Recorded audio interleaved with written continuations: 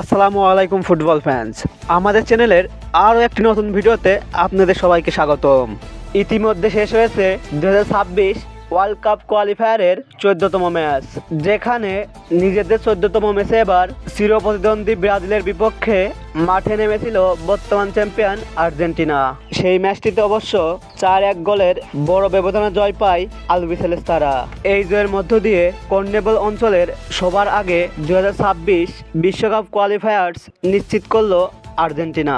আজকের এই ভিডিওতে আলোচনা করব আর্জেন্টিনার পরবর্তী ম্যাচটি কাদের বিপক্ষে এবং কবে, কোথায়, কখন অনুষ্ঠিত হবে তা নিয়ে।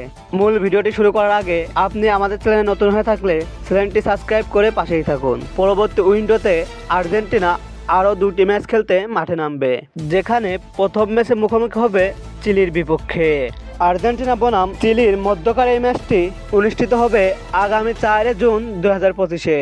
বর্তমানে কনমেবল অঞ্চলের পয়েন্ট টেবিলে 14 ম্যাচ শেষে 10টিতে জয়, 3টিতে পরাজয় এবং 1টি ম্যাচ ড্রতে 31 পয়েন্ট নিয়ে সবার শীর্ষে অবস্থান করছে আর্জেন্টিনা। অপরদিকে সমান ম্যাচে 2 জয়, 8 পরাজয় এবং 4 ড্রতে 10 পয়েন্ট নিয়ে পয়েন্ট টেবিলের 10 নম্বরে রয়েছেন চিলি। পরবর্তী ম্যাচে আর্জেন্টিনা মাঠে নামবে কলম্বিয়ার বিপক্ষে এবং সেই ম্যাচটি অনুষ্ঠিত হবে আগামী 9 জুন 2025-এ।